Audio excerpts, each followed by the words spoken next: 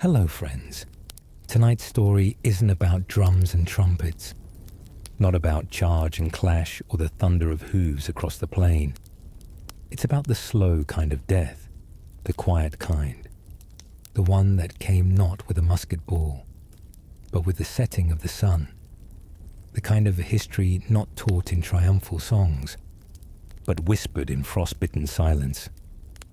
So if you're settling in for rest, dim the lights, let the world quiet itself, because we are stepping backward, not into battle, but into the cold heart of winter, into the boots of a soldier marching home from Moscow, a soldier promised glory, but given frost. Tonight you'll walk beside him. You'll feel the snow in your mouth. You'll hear the coughs behind you grow fewer. And when night falls, you'll know what it meant to wear the uniform of Napoleon's Grand Armée in the winter of 1812. You're already moving before your eyes open, not because you're rested, not because you've had enough sleep, but because stopping too long in one place is dangerous. And out here, in the middle of Russia's winter, danger doesn't arrive with a sword.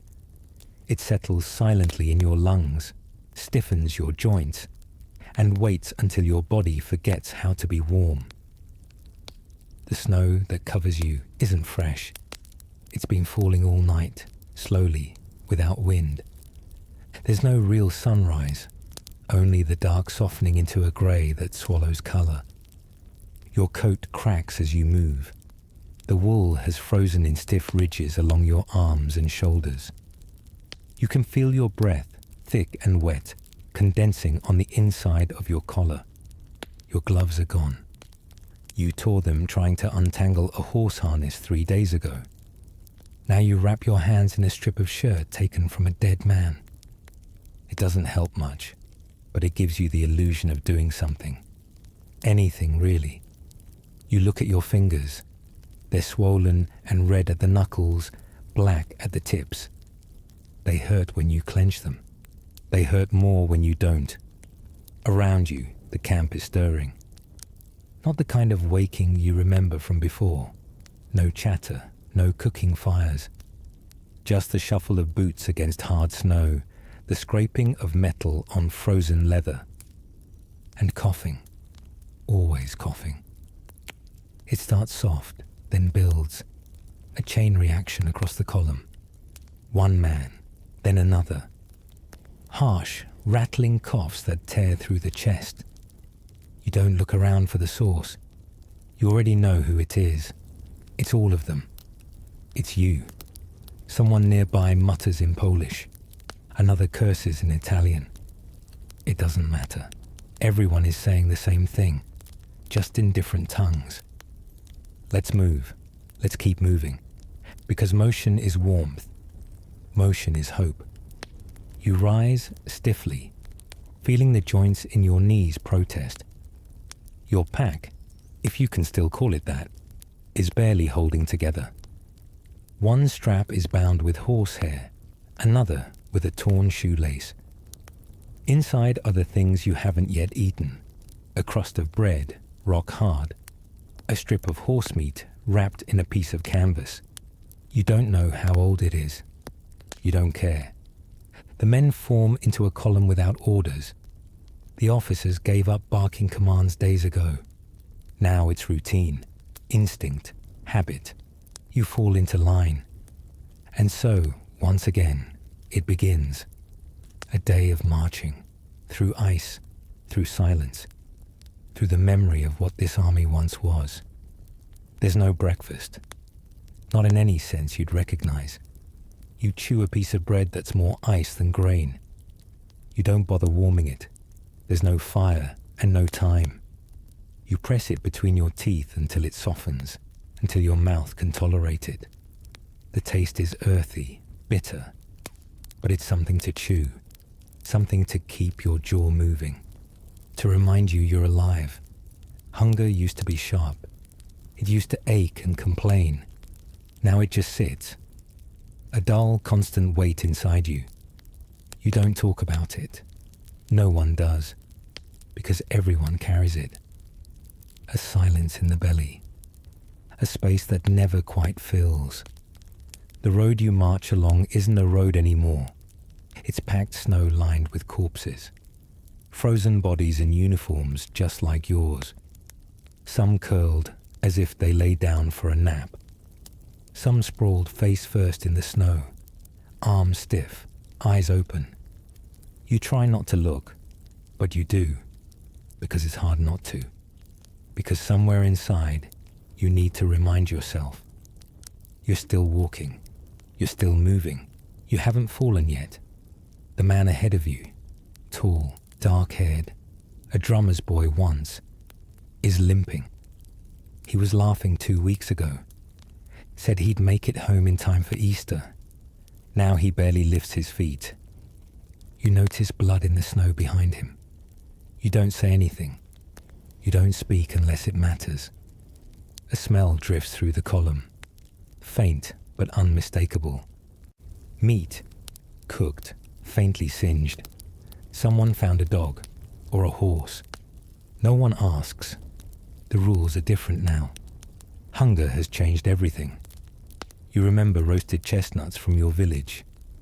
Thick stew your mother made with garlic and black bread. Even wine that was too sour to sell. Now even bark tastes good. You saw a man boil it in snow water, drink it with trembling hands.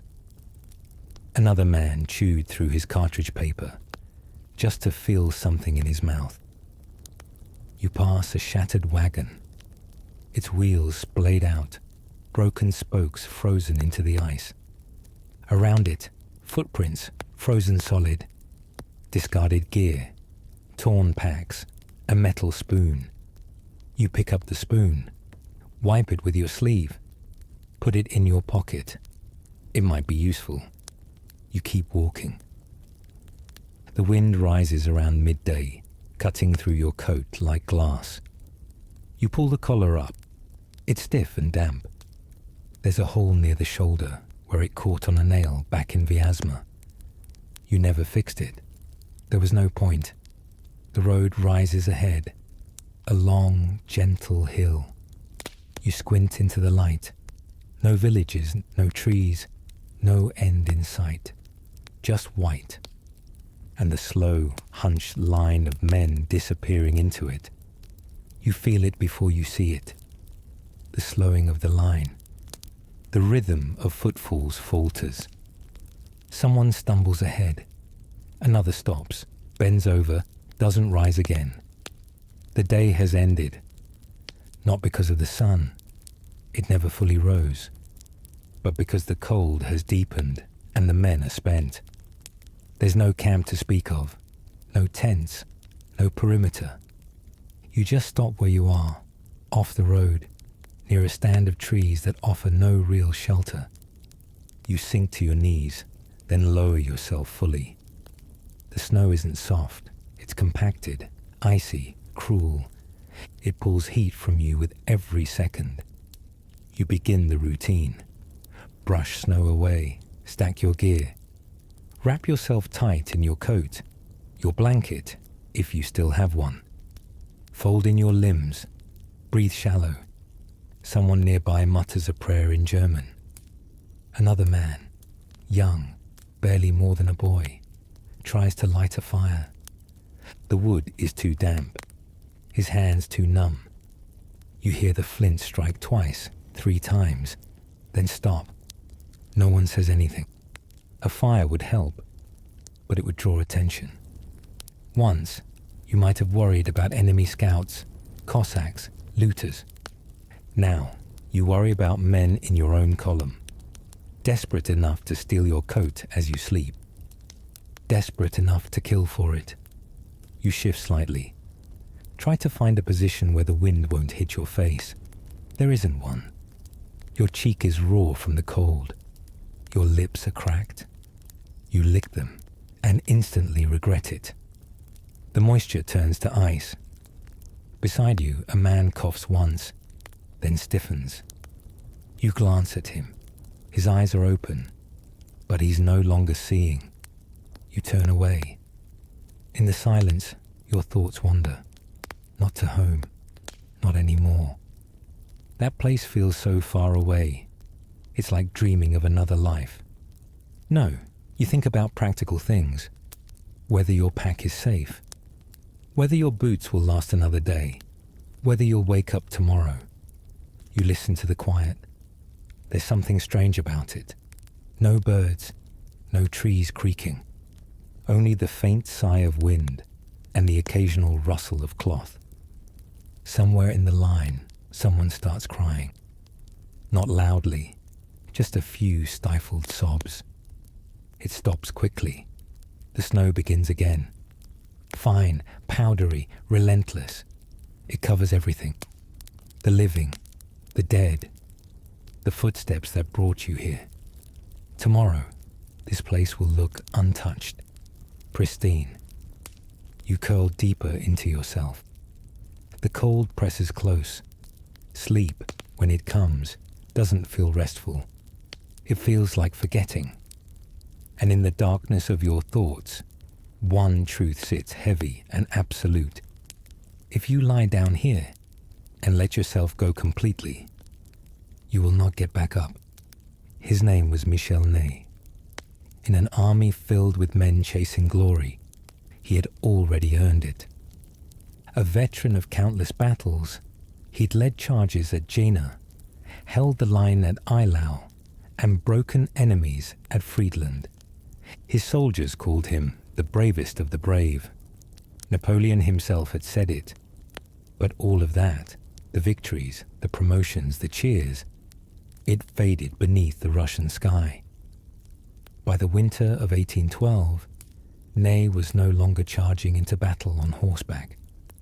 He was walking, on foot, alongside the last shattered fragments of the Grande Armée, not at the front, but at the rear, holding the line, guarding the broken.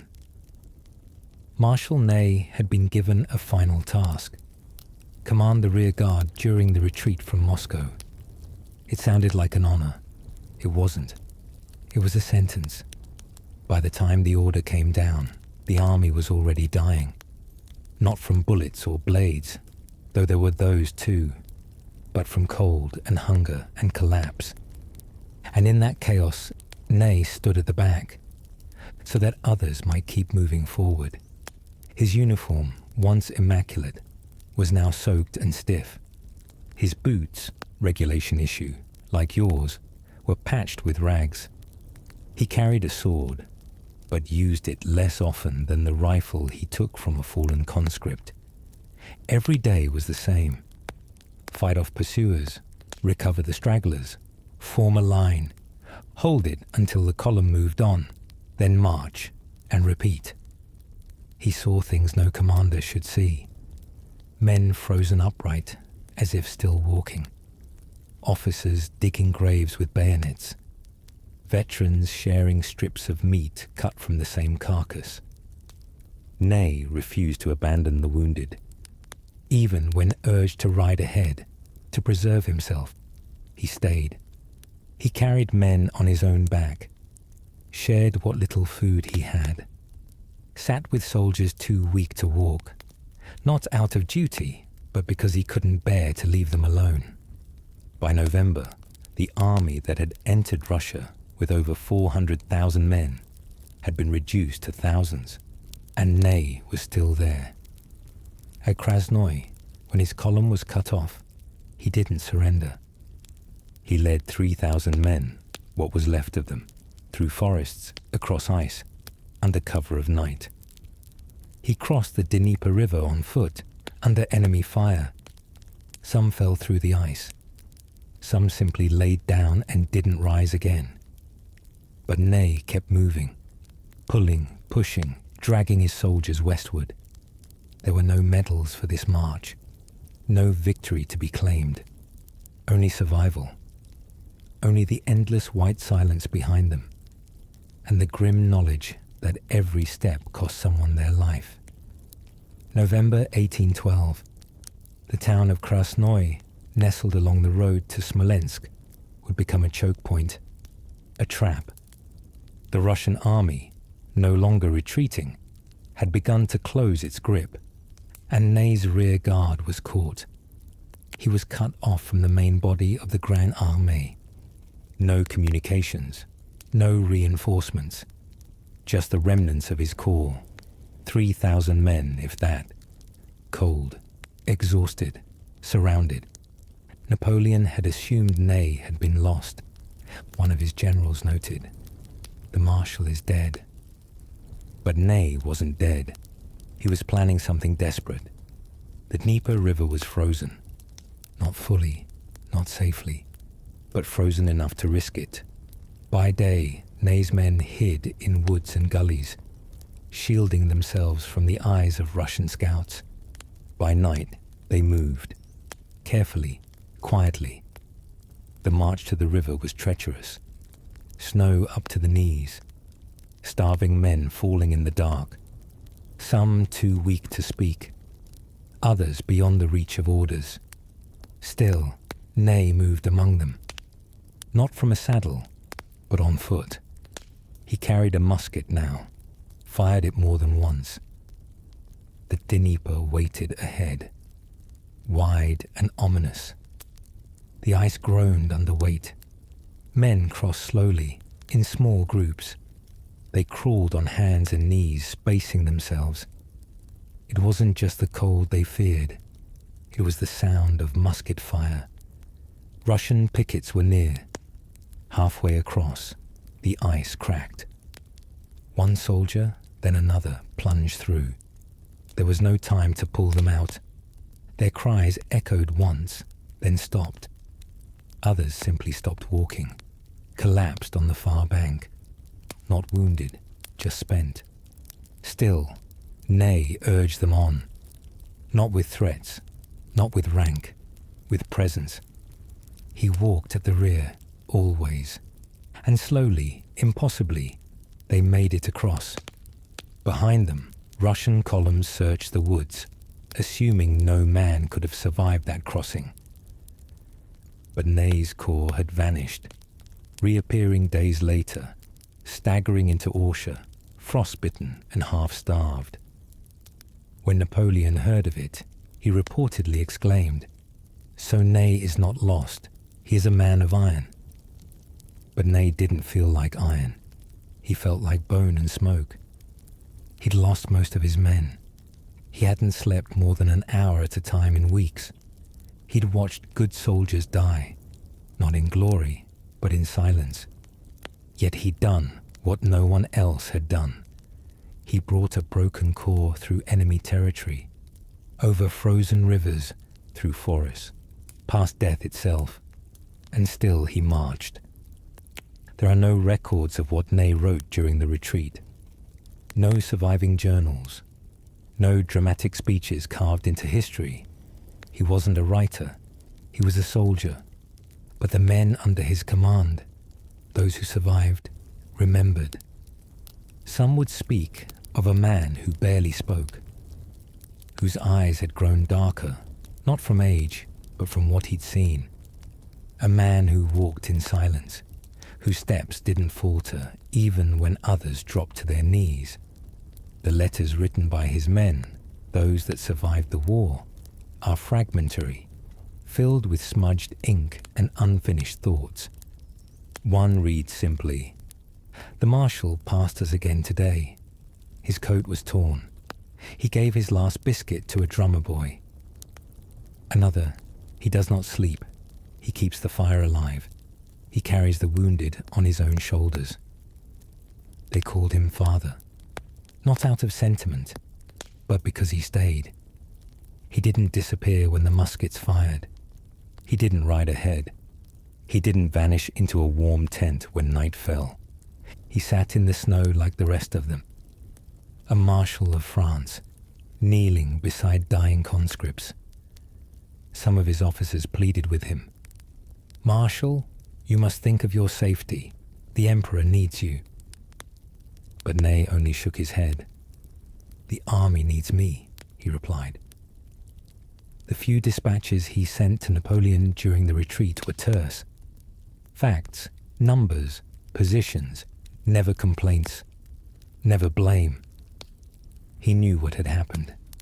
He knew the retreat was not a strategy, but a disaster unspooling mile by frozen mile, and he bore its weight. At one village, his troops begged for shelter. Doors were bolted, windows shuttered. Ney ordered the men not to loot, not to burn. He knew the locals had nothing left to give, so he did what no one expected. He knocked on a door, waited, then asked, and somehow they were let in. A woman, old, gaunt, her eyes full of both hate and pity, let a dozen men sleep on her floor. Ney thanked her, not with words, but with a loaf of bread from his own pack, his last. And when they left the next morning, they left quietly, without fire, without blood. This wasn't glory. It was survival, held together not by fear or ambition, but by the example of one man who refused to let go. A man who didn't need to say much, because in that winter silence, actions meant more than words. By the time Ney and his column reached Orsha, the Grande Armée had become a ghost of itself. Men walked in silence, their uniforms in tatters. Horses, once prized and pampered, had been eaten. Artillery pieces, the pride of the empire, lay abandoned in frozen fields. There weren't enough men to pull them, or to fire them, or to care. In Orsha, Ney found a town half abandoned, with a few still burning hearths and scraps of food. He was greeted not with cheers, but with disbelief. He wasn't supposed to be alive. A general approached him in the square, eyes wide. "Marshal Ney?" he asked, as if unsure. Ney only nodded. He looked thinner. His beard was frosted and patchy. His hands, black at the fingertips, trembled slightly as he dismounted. For a few hours he rested, not in a bed. He gave that to a wounded officer. He sat beside a kitchen stove in a drafty house, wrapped in a peasant's shawl. They brought him soup. He thanked them, but he ate slowly, too slowly. After weeks of surviving on bark and broth, real food could be dangerous. It had to be earned back, bite by bite. Napoleon, still further west, heard of Ney's arrival with a mix of relief and awe. He sent word, a message of praise, admiration. But Ney didn't linger. He knew what was still behind them. The Russians hadn't stopped. They were shadowing the retreat, waiting, watching. So the march resumed, and with every step Ney saw more of the empire falling away. The soldiers he passed, those who'd gone ahead, were barely better off. They looked at him not as a marshal, but as a survivor, a man who'd endured what most could not. He didn't speak much to the other commanders. He didn't blame them, didn't ask questions, didn't offer excuses. He just rejoined the column, took his place, always at the rear, because he knew someone had to stand between the living and what followed them in the snow. By now, the army had no illusions. There would be no counterattack, no great regrouping, just a desperate race for the border. And in that race, Ney wasn't running ahead. He was walking behind, watching, waiting, counting every man who fell, carrying when he could, firing back when he had to. And every morning, he rose again, silent, frozen, relentless. They said salvation waited at the river, the Berezina, a ribbon of water cutting across the path west, shallow in the summer, treacherous in the cold. On the other side lay safety, or what passed for it, Poland, friendly territory, food, warmth, the promise of reorganization. But the river wasn't frozen, not fully, not enough to walk across. and not open enough to ferry the army by boat. The crossing would have to be built in the dead of winter, with freezing water, with no timber ready, and with Russian forces closing from every direction. It was the last trap, and Ney was still in the rear. The engineers worked through the night, building 2 makeshift bridges out of scavenged wood and broken wagons. The currents beneath were fast and ice-choked. Planks snapped, ropes frayed. Men crossed anyway. Some slipped and fell into the black water. Some froze as they waited for their turn. Some tried to push forward and were trampled in the bottleneck. It was chaos, the worst kind. Slow, inevitable, and filled with the kind of screaming no one wanted to hear anymore. Ney arrived late in the day. His troops had been skirmishing to keep the road open. They were exhausted, skeletal, drenched in sweat that froze to their backs the moment they stopped moving. But Ney didn't rest. He positioned his remaining men on the far side of the crossing, defending the bridgehead, firing muskets with shaking hands, reloading with numb fingers, holding the line. Russian shells rained down from across the river. The bridges were hit. One burned. Still, they held. Ney's face, as recorded by a Prussian observer, was like stone. He didn't flinch at the sounds, didn't shout, just moved from man to man, checking positions, giving small nods, tightening formations. He didn't ask anyone to do what he wouldn't. And so, they followed. When the last carts crossed, when the last cannon wheel reached the far bank, Ney turned back. He walked across the last bridge, alone, looking behind him once, then vanishing into the mist. The rear guard had done its job. What was left of the army, if it could still be called that, was across. But the river, like the snow, didn't care. It swallowed everything that fell into it. Boots, guns, bodies, and the memory of what this campaign was supposed to be. Napoleon once called Ney the bravest of the brave. And in that moment, as the Berezina flowed on beneath a smoking sky, there was no one left to argue. By the time the Grande Armée staggered into Lithuania, the uniforms were little more than rags. Some men had no shoes. Others wore sacks tied around their feet, held in place with string or strips of hide. Their greatcoats had been torn, patched, re-worn. Buttons were missing. Most wore no insignia. Ranks meant little now. A marshal could sit beside a drummer boy, and both would be indistinguishable, covered in frost, hollow-eyed, silent. When Ney arrived in Vilnius, he didn't announce himself. He didn't need to. His name moved ahead of him, whispered between officers, spoken in disbelief by those who assumed he had fallen months earlier. He looked more myth than man, his beard unkempt, his boots barely holding together, his shoulders hunched not from injury, but from weight, not the physical burden of marching, but the quiet, invisible toll of responsibility. He didn't speak much. There were no grand declarations, no fury at the emperor, no speeches of survival. He asked only for a roll call, wanted to know how many of his men had made it. The answer was few, too few. Of the tens of thousands who had followed him into Russia, only a fraction had returned, and Ney felt every missing name like a stone.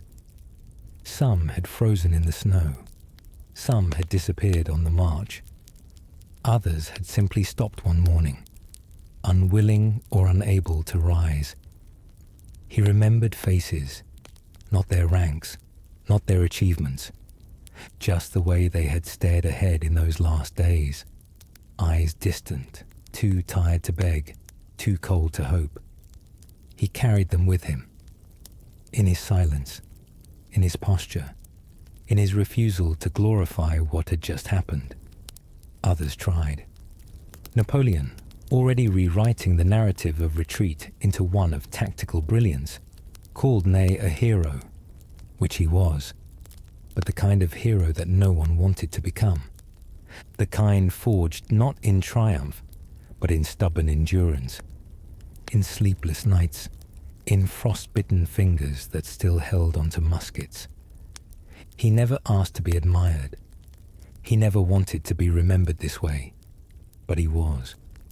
And as the Grande Armée slipped into history, reduced, broken, reeling, Ney remained as his final defiant breath. The one who didn't run, the one who didn't leave, the one who stood and stood and stood, until there was nothing left to stand for. The war didn't end when Ney left Russia, but something inside him did. In the months that followed, he resumed his duties, inspecting troops, reviewing maps, issuing orders. But those who knew him said he had changed. He moved more slowly, spoke less. His eyes, once sharp and commanding, seemed fixed on things no one else could see.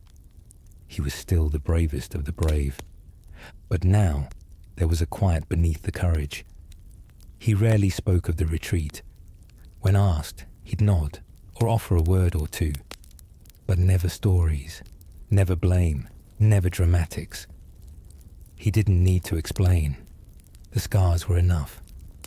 Not the visible ones, though he had those too, but the kind that lived in silence, in how he paused before walking into a cold room, in how he watched smoke rise from a hearth as if expecting it to vanish. He returned to France a hero. Parades, applause, laurels bestowed by those who had never felt the kind of cold that could kill you in your sleep. He accepted their praise without expression, a soldier to the end. But war, like winter, leaves things behind. Men he'd led now lived in hospitals or hobbled through markets with makeshift crutches. Others had simply never returned, and their names.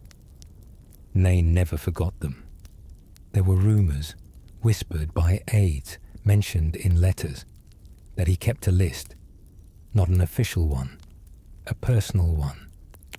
Names scratched onto paper, men who had marched with him, men who had fallen in the snow, men whose voices still echoed in his memory when sleep came too quickly. He didn't seek revenge, didn't rail against the emperor, though he had reasons. He remained loyal for a time, but in that loyalty was something deeper than obedience. It was grief, channeled into discipline. He knew what it meant to follow orders, to lead men into hell, and to live when they did not. That kind of survival doesn't feel like victory. It feels like carrying a weight no one can see. And Ney carried it quietly, through council chambers, across review fields, through winter after winter, until the world changed again, until the empire fractured, until the time came when Ney would have to make one last impossible choice. Not between two armies, but between two truths. But that part of the story waits. For now, we leave him standing at the edge of the Russian snow, watching the wind erase the footsteps behind him. Years passed. Empires rose and fell with alarming speed. Napoleon's star, once blinding, began to fade. He abdicated, was exiled. France, desperate for stability, restored the monarchy. And Marshal Ney, the man who had once marched through fire and snow, swore loyalty to a king, not because he believed in the Bourbon throne, but because he believed in France. Whatever that meant now, he was given honors, a pension, a command. But he didn't smile, not often, and when he did, it didn't reach his eyes. Then, In 1815, Napoleon returned, landing on French shores like a ghost made flesh. The emperor, once banished, was walking again, gathering support, reclaiming loyalty. And Ney, he was sent to stop him. He rode out with troops, made promises, told the king he would bring the traitor back in an iron cage. But when he met Napoleon face to face, weathered, older, but still commanding, something inside Ney shifted. The man who had led men through Russia didn't see a traitor. He saw a leader. Flawed, yes, but one who had bled with them, marched with them, wept with them. So Ney turned, and just like that, he joined the 100 Days. He commanded again, led troops at Waterloo, fought with the same ferocity that had once carved his name into history. But the battle was lost, and with it, the last remnants of Napoleon's dream. This time, there was no exile for Ney, only a trial and a sentence. He was branded a traitor, not once, but twice, by both the king he betrayed and the emperor he rejoined. In December 1815, Michel Ney stood before a firing squad. He refused the blindfold, refused the priest. "I have fought 100 battles for France," he said. "I have served her faithfully. May my death bring peace." Then he gave the order himself. "Soldiers, aim at the heart." And they did. The bravest of the brave fell, not on a battlefield, not beside a frozen river, but on a quiet street in Paris. And with him, something of that age, of honor, of burden, of silent endurance, ended too. But his men remembered. The ones who had followed him through snow and fire, who had seen him walk at the back of the line, not for safety, but to carry them forward. They remembered the cold, the hunger, and the man who never let them fall alone. The snow had long since fallen. It covered everything: roads, fields, forests, bones. For decades, the landscape between Smolensk and Vilnius looked still, untouched, as if nothing had happened there. But beneath the frost, the past waited. Archaeologists, historians, and farmers turning the earth with iron plows began to find things. Not treasure, not gold, but buttons. Dozens of them, stamped with French regiments, imperial eagles, the numbers of units that no longer existed. Some were still attached to scraps of cloth, some buried alone in the soil, the fabric long since rotted away. Nearby, the outlines of boots, leather curled and blackened with age, laces still knotted. Inside some of them, bones, ankles, toes, still shaped like someone who had once stood there. They found musket balls in clusters, as if dropped all at once, or clutched. One skeleton was found on its side curled tightly, arms around his chest. A position not of death in battle, but of cold. A fetal curl, a human instinct older than war, to hold on to warmth even after it's gone. In some places, the bodies were grouped, shallow mass graves dug in haste. In others, they were alone. Wanderers likely, men who strayed from the line or fell behind and simply stopped. One site near the banks of the Berezina held over 120 skeletons. French, Polish, Italian, side by side. Some wore fragments of uniform, others had nothing. They found spoons clutched in hand, cooking pots still filled with black residue, traces of bark, of boiled leather, of desperation. In one well outside a ruined village, they found 40 bodies. No signs of violence, no blood, just the way they'd fallen. Arms hanging over the stone lip, fingers stretched toward water they never reached. The cold had preserved them in strange ways. Not fully, not like ice mummies, but enough to remember. Enough to read faces, to guess ages. Teenagers, middle-aged men, veterans with missing teeth, boys with their baby fat still clinging to frozen cheeks. In their pockets, notes, scraps of paper with names, prayers, or the word maman scribbled in faint ink. Time didn't erase them. It just waited. And when the snow was brushed away, when the spades cut deep, the past came up with the earth, not in shout or horror, but quietly, like breath on a cold morning, fading as soon as you see it. In art, death in war is arranged. Figures lie nobly, heads turned, hands open, the fallen grouped with purpose, eyes closed as if sleeping. But on the road to Moscow, it wasn't like that. The real thing, the kind uncovered by time, by thawing earth and careful trowels, was messier, more human, and more haunting. Scattered bones in frozen ditches, limbs outstretched at strange angles, jaws slack, as if caught mid-breath. Some were found tangled in their gear, backpacks twisted over shoulders, straps broken, musket barrels pinned beneath rib cages. Others were laid bare, their possessions gone, their names erased. A few had coins tucked into socks, hidden in boots. Even after all this time, metal shone in the soil. A silver franc here, a copper kopeck there. They weren't trying to be rich. They were just saving what little they had. Some wore rings, still tight on skeletal fingers. Simple bands of iron or brass. Keepsakes, perhaps. Reminders of lives before the march. One burial site revealed a pair of soldiers lying side by side. One's arm stretched across the other's chest. No one knows their story.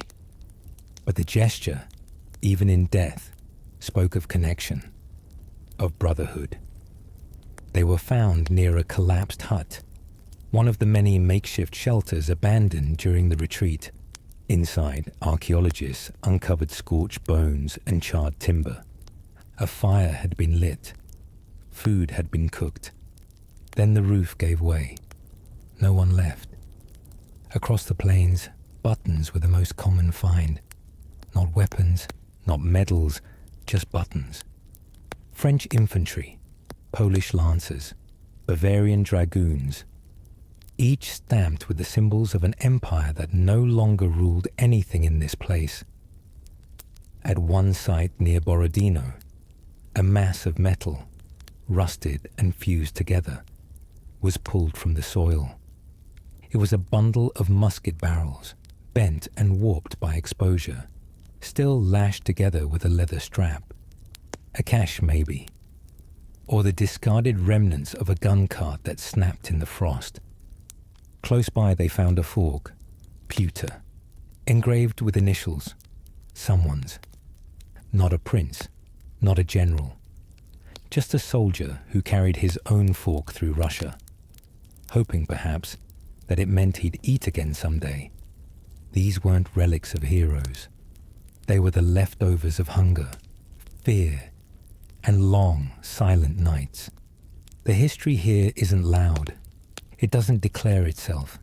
It waits, in the soil, in the frost, in the gentle way time folds over things, until someone digs just deep enough to remember. The forests of western Russia are quiet now. Tall trees sway gently in the wind, their branches dusted with snow in winter, green and trembling in spring. Birdsong returns each year. Foxes leave prints in the soft soil. But underneath, the past still lingers. For decades, local farmers stumbled on bones while digging post holes. Children brought home rusted belt buckles, curved sabers, and scraps of fabric hardened with age. To them, it was strange metal. To historians, it was a map of suffering. In one forest outside Vilnius, archaeologists uncovered what they first thought was a collapsed cabin. But the floor was strange, too uneven, too sunken. They dug, and beneath the roots, they found them. Dozens of skeletons layered in rows, most without shoes. Some still carried powder horns. Others had knives tucked in their belts untouched. It was a burial, but not a proper one. Too hurried, too raw. The kind done by men on the edge of collapse, burying their dead before moving on. Not out of ceremony, but out of fear. Fear of what would happen if they didn't. Nearby, they found a rusted tin canister sealed with wax. Inside paper, frozen, yellowed, but still legible. A soldier's journal, written in hasty French, the ink fading. It described daily rations. Today, no bread. Found horse meat. Jean did not wake. Another entry. We burned a barn. The family had already left, I think. And another. Marshal Ney passed us, gave Henri his coat, said nothing. That journal, now kept in a museum, is one of the few surviving written accounts made in real time by one of the marchers. A voice, small and cracking, preserved beneath layers of ice and centuries. It's not dramatic, it's not poetic, but it's real. The forest held more than bones. They held makeshift graves marked with twigs. They held trees with bark shaved clean, gnawed by starving men who boiled it for soup. One site revealed an old camp. Ashes, pots, fragments of clay pipes. A single French uniform button, lodged in the earth beside what was once a campfire. From above, it would look like nothing, just trees. But below, it was once a place of desperate warmth, and maybe of songs, because one nearby tree still bore faint carved initials. A heart, a name, another name, scratched in with a bayonet, a message perhaps, a mark left before leaving, before marching into the unknown, a small human attempt to not vanish. And in a way, it worked. Some winter's end. The snow melts, the rivers rise, fields bloom again, as if nothing happened. But the winter of 1812, it stayed, not in weather, but in memory, and in the things left behind. In the fields around Smolensk, researchers found long, shallow trenches, lined not with stones, but with bones, shoulder to shoulder, head to toe. Mass graves covered hurriedly, marked by broken carts or sticks once set upright in the snow. Some were officers, still wearing parts of their uniforms. Others were impossible to name, just remnants. Fragments of lives reduced to numbers in a forgotten campaign report. One body was found wearing 2 coats, both French, both too small. He'd layered what he could to survive. And still, it hadn't been enough. Nearby, 2 skeletons were found curled together, one larger, one small. Maybe father and son, maybe friends, maybe strangers who chose not to die alone. No one can say for sure. The artifacts tell part of the story, but the rest is silence. Buttons rusted through, knives with no handles, rosaries still looped around the bone of a wrist, letters sealed in oilskin, never sent, never opened. In some cases, they found bullets lodged in bones, signs that death hadn't come from the cold alone. There had been ambushes, desertions, violence not from enemy muskets, but from the madness of starvation. One French soldier's remains were found buried with 4 others. all stabbed, not shot. Their wounds old, made with bayonets. No one had claimed responsibility.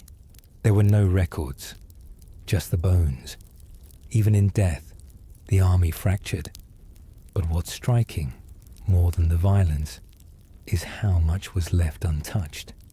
In a collapsed stable near Vitebsk, a cooking pot still sat on a hearth.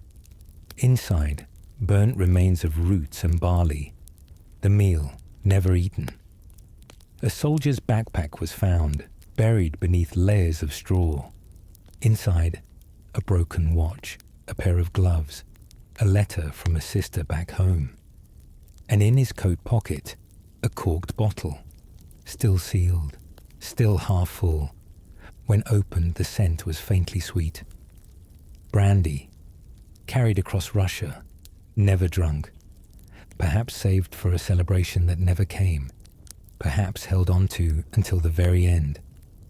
The winter of 1812 wasn't just a season. It was a graveyard that stretched for hundreds of miles, a place where memories were swallowed by snow, but not forgotten, because even now, 2 centuries later, they still find things. A button, a name, a sigh frozen in the frost, waiting. The village no longer has a name. It appears on a few old maps, a scattering of buildings, a church, a road that curves east. But even those records fade with time. Nothing much remains there now. A few stone foundations, a collapsed well, and that's where they found them. It began in the 1990s when a construction crew clearing ground for a new road discovered something unusual. Not just bones, but layers of them, stacked, pressed together, bodies in a well, 40 in total, all male, most wearing fragments of military clothing, French, Polish, Italian. They weren't buried, they weren't carefully placed. They had simply been lowered or dropped into the well, one on top of another. There were no obvious signs of battle, no musket balls lodged in ribs, no defensive wounds, only hunger and cold. Some had arms outstretched, others were curled inwards. A few still clutched empty flasks. It was clear what had happened. The men had come to drink. They were desperate. The village had already been burned, the snow too thick to melt, and the well, though frozen at the surface, promised water beneath. One by one, they descended. Some might have fallen. Others followed, hoping to help. Then the rope broke, or the ladder collapsed, or the frost sealed the edge behind them, and no one came to pull them out. They froze there, layered in the darkness. Their last view, a circle of sky framed by frost-rimmed stone. Archaeologists removed the remains carefully, each set of bones catalogued, each uniform scrap photographed, a few rosaries, a coin stamped with Napoleon's face, one dog tag, illegible, but no names. None of these men were ever claimed, none listed in records, none returned to families, and yet they left something behind. The way their bodies settled, the way their gear remained where they dropped it. A stillness so complete, it told a story louder than any book, one of exhaustion and of trust, because they had followed each other into the well, and none had climbed back out. It's a haunting image, not of war, but of aftermath, not of courage, but of quiet desperation. And it's one of the clearest reminders that the retreat from Moscow wasn't just a military failure. It was a human one, made of small moments, forgotten places, and wells that no longer give water, but still hold memory. The first bones weren't found by historians, not by soldiers, not even by scavengers. They were found by children. In the 1870s, long after the last musket was fired, after Napoleon had become myth and memory, Russian villages rebuilt slowly. Life crept back in. Fields were tilled again. Livestock wandered through ruined fences. And boys, young and curious, dug trenches in their play. For fun, for pretend battles, for castles in the dirt. In one field near Borisov, they hit something hard. They thought it was a rock. They kicked it loose. It was a skull. Wide-eyed, they ran home. Their father returned with a shovel. Then another neighbor joined. And another. What they uncovered wasn't just a skull. It was an entire trench. Dozens of men lined side by side. Some with weapons still nearby. Others with nothing but the outlines of their uniforms. Word spread, and for a while, villagers came to see. They weren't horrified. They had lived through war too. Instead, they were quiet, respectful. Many crossed themselves, removed caps, whispered prayers. A priest blessed the sight. A few crosses were raised. But soon, interest faded. The fields were needed, and the bones were moved, not to cemeteries, but to the edges. Reburied, sometimes with care, sometimes not. By the early 20th century, relic hunters began appearing. French coins, eagle-emblazoned buttons, bayonets buried in frost. Some were sold, others kept in drawers as curiosities. One old woman in Smolensk kept a dented canteen on her mantle. Said it was a gift. From a ghost, maybe. From a Frenchman who knocked on her grandmother's door one night in 1812, begged for warmth, and left the next morning, without a word. No one believed her, but she believed it. These quiet finds became part of the land's memory, passed down not in textbooks, but in stories, told beside hearths, whispered in fields. Sometimes a plough would turn up a jawbone. The farmer would stop, kneel, rebury it gently, say nothing. Not out of fear, but respect. Because even in silence, the land remembered. Even when the names were gone, the presence remained. And the children who first uncovered those bones, they grew up hearing the stories. Stories of the winter that never ended, of the army that vanished, of the men who didn't make it home, and of how, every so often, the earth opens, just wide enough, to whisper what it once held. When they unearthed the remains, it wasn't just bones that came up, it was everything else. The objects the soldiers carried, not for battle, but for memory, for hope, for identity. They found mirrors, tiny, cracked, their glass darkened with age, some still wrapped in cloth. A luxury item in a soldier's pack, not practical, but human. They found combs, worn down to half their teeth, used in camps, in still moments. A gesture of dignity among chaos. Rings, not all of them wedding bands, some plain, some ornate, initials carved on the inside, sometimes two names, sometimes a date, a few medals too, worn on chains around the neck, religious mostly, saints, crosses, the Virgin Mary, patron symbols not just of faith, but of survival.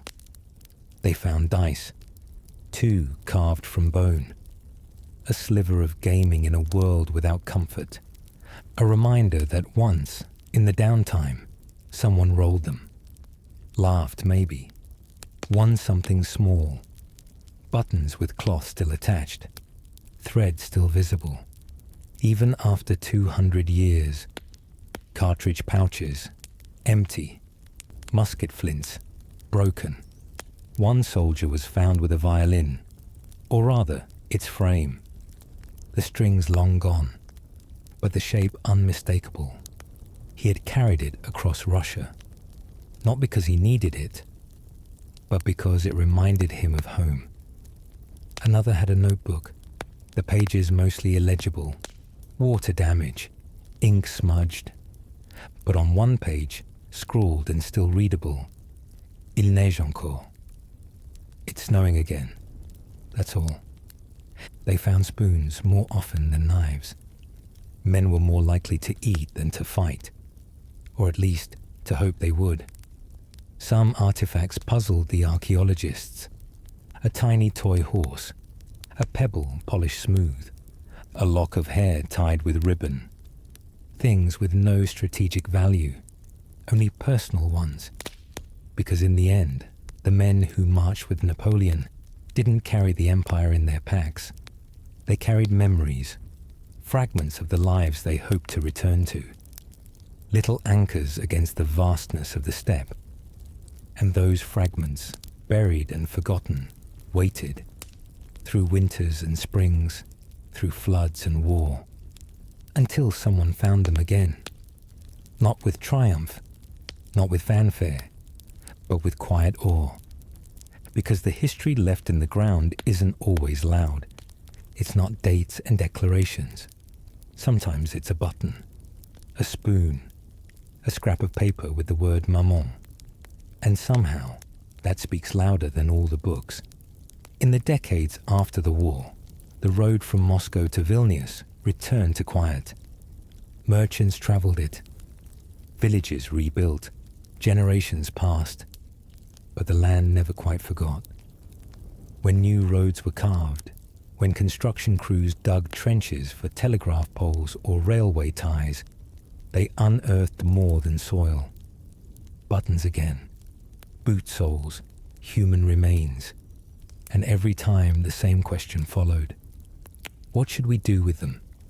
Some were reburied nearby. Others found their way into local museums. Drawers marked 1812 with dates scrawled in pencil. Still others vanished back into the ground. But something shifted in the late 20th century. A deeper curiosity, a respect for the quiet dead. Teams of archaeologists began mapping the retreat like a scar, tracing its path not with battle maps, but with forensic data, where the bodies were densest, where personal items clustered, where the frost had kept memory intact. One project used ground-penetrating radar along known march routes. The results were staggering. Hundreds of disturbances, unmarked graves, lost encampments. What had once been imagined as a narrow trail of escape was now revealed as a massive human movement. Sprawling, chaotic, desperate.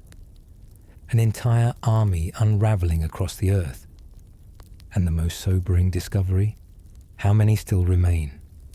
Estimates suggest tens of thousands of Napoleon's soldiers lie where they fell, unburied, or buried shallow, crushed by time, hidden by seasons.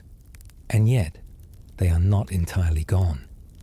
Because every year, a new find emerges. A canteen in a ravine. A cluster of buttons beneath a tree stump. A jawbone unearthed by a dog. And with each object comes a pause. A moment when history stops being abstract, stops being dates and numbers, and becomes real. A hand that once held a spoon. A foot that once walked west. A man who once believed he would return. The Grande Armée entered Russia as conquerors. It left as shadows. And those shadows remain, not haunting, but waiting. Waiting for the snow to melt, for the ground to shift, for someone to remember. Because memory isn't always carved in stone. Sometimes it's a circle of buttons in the dirt. Sometimes it's initials on a spoon. Sometimes it's the absence of anything, a silence too complete to ignore. And sometimes it's beneath your feet. While thousands march through snow and silence, While men froze with empty bellies beside burnt villages, Napoleon was warm. His tent, grand even by campaign standards, stood apart from the rest. Canvas thick and lined, stitched with silk and gold thread, a gift from his imperial tailors. A portable palace designed for a man who didn't believe in discomfort. Inside, the cold stopped at the flap. Carpet covered the floor. A cot with layered bedding stood beneath a canopy. A folding desk sat beside a brass oil lamp, its glow soft and constant. Maps covered the desk. Not diaries, not letters. Just lines and arrows, cities, supply chains, timetables, plans that no longer matched the reality outside. Each evening, meals were prepared by personal cooks. Whatever rations remained were gathered. Dried meat, preserved fruit, bread not yet molded. Water was warmed, wine was mulled. Napoleon, famously disciplined, never overindulged, but he did not starve. He ate while others gnawed bark, drank while others melted snow in their hands. Outside his tent, soldiers traded coats for food, burned furniture for fire, split scraps of meat between 7 men. Inside, he reviewed reports, many of them edited by aides afraid to deliver the truth. They spoke of morale holding, of men still marching in formation, of resistance, not collapse. He believed them, or needed to, because to accept what was truly happening meant accepting failure. And Napoleon didn't fail. He had planned for a quick war, a decisive campaign. He had imagined parades in Moscow, alliances forged by awe. Instead, he was retreating. And yet, his tent remained pristine, cleaned daily, organized, a world apart. He rarely walked among the men anymore. When he did, it was brief. He'd nod, speak a word or two, then vanish back inside. Some soldiers resented him. Others still revered him. But most simply stopped thinking about him. When you're starving, you don't blame or praise. You survive. But inside that tent, the war continued. Not with guns, but with maps. Napoleon plotted routes on parchment, unaware that bridges ahead had collapsed. He marked towns for rest, not knowing they had already burned. Each arrow drawn was hope. Each circle, a wish. Outside, frostbitten men wrapped themselves in rags. Inside, a general in a tailored coat adjusted his collar, then leaned over a candle-lit map, trying to reimagine the path home, not realizing his army had already left him. Napoleon's world was paper. While his army stumbled through blizzards and skirmishes, he sat bent over dispatches, scrolls, and calculations, the distant hum of suffering muffled by parchment and ink. He issued orders as if formations were still intact, as if regiments still answered roll call, as if cannons hadn't been abandoned and muskets hadn't been burned for warmth. He wrote to Paris, reports glowing with optimism, laced with confidence. The retreat, he claimed, was temporary, a maneuver, a pause before recovery. His letters read like strategy. Reality was less organized. Outside his tent, discipline had broken down. Stragglers moved alone. Bands of soldiers fought over scraps. Entire units vanished, not captured, but simply gone. But on his maps, they still existed, still marked with ink, still assigned objectives. In the evenings, aides brought him logs, temperature reports, supply counts, estimated survival rates. He made notes in the margins. Push south. Bridge required. Rest in Smolensk. But Smolensk had no food, no firewood, and by the time they reached it, it was more graveyard than city. Yet Napoleon continued planning, not because he was cruel, but because planning was control. Control was survival.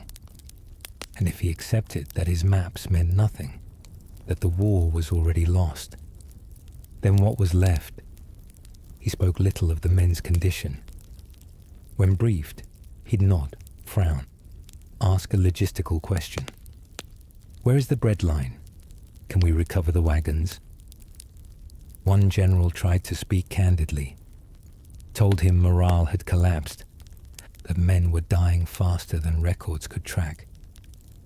Napoleon stared at him, not with anger, with something worse, detachment.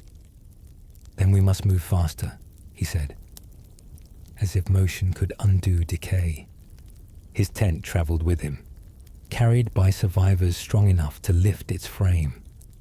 As the army shrank, it remained, the last standard of empire, a symbol, or a mirage, because by now there was no strategy left, just hope stretched thin, like canvas over broken poles. And yet, inside that tent, candles still burned, boots were still polished, dispatches still stamped with wax. The image of order preserved while the world around it collapsed. And in its center, Napoleon Dash, still writing, still drawing arrows, still planning battles, for an army that no longer had feet. In the final days of the retreat, Napoleon's coat stayed warm, lined with fur, tailored to perfection. It shut out the cold, even as it devoured everything around him. While men wrapped themselves in burlap and straw, he still dressed like a ruler. It wasn't vanity. It was the costume of command, a final performance of control. And as long as he wore it, he could pretend the Grande Armée still existed. But the column behind him grew thinner with each passing day. Where once there had been drums and banners, now there were boots dragging through ice, barefoot men wrapped in smoke-stained cloaks. The noise had faded too. No shouts, no marching songs. Only the wind and the brittle hush of breath held too long. He held council in his tent, though there were few left to speak with. The generals who remained stared at the floor, their faces pale, their shoulders heavier. They no longer spoke of strategy, only of kilometers, of rivers crossed, of bodies counted. Napoleon listened, then nodded, then bent over his maps again. There was one last thing he hadn't done, something unthinkable. He left, not with ceremony, not at the front of his army, but quietly, in a small sleigh, accompanied by a handful of men. He departed in the night. His soldiers didn't see him go. They woke to find him gone, and the tent too, vanished. The last symbol of the old order, folded, packed, carried away from the wreckage. Napoleon would justify it later. He had to return to Paris, to restore power, to rebuild. But for those left behind, it felt like something else. Abandonment, final and cold. The man who had led them into Russia had left them there, and his warm coat, his candles, his maps were gone. In the snow, the column kept moving. What was left of it? No more plans, no more speeches. Just men, walking, hoping for the border, hoping for warmth, hoping for something other than silence. And in that silence, the legacy of the retreat was sealed, not in glory, not in conquest, but in absence, in the empty space where a leader used to be, in the tent that no longer stood, and in the footprints that vanished behind them, one snowstorm at a time. So now you know. Napoleon's retreat from Moscow wasn't just a failed campaign. It was something quieter, colder, more human. It wasn't decided by battle or betrayal or a sudden act of fate. It happened slowly, through frostbitten fingers, through the rattle of an empty canteen, through a man sitting down in the snow and never rising again. The soldiers didn't die in glory. They died nameless, faceless, unburied. Their stories lost for centuries, until buttons, spoons, and fragments of cloth brought them back. Marshal Ney carried them on his shoulders. Napoleon left them behind. The forest folded them into their roots. The snow wrote their names in silence, and yet they endure. In the iron of a musket pulled from the ground, in a rosary buried beside cracked ribs, in a spoon that once touched the lips of a man who still hoped to see spring. History remembers the big things, the treaties, the battles, the famous last stands. But sometimes it's the forgotten that speak the loudest. A man curled beneath a wagon, a boy clutching a violin frame, a heart carved into a tree in a forest no one visits. And somewhere out there, beneath the snow, beneath the earth, beneath time itself, they still march, not with trumpets, not with pride, but in the quiet echo of boots that will never quite stop falling. So as you drift into sleep tonight, wrapped in warmth, safe fed, remember those who weren't. Not to mourn, not to fear, but simply to honor. Because every cold breath they took was a part of the path that brought us here.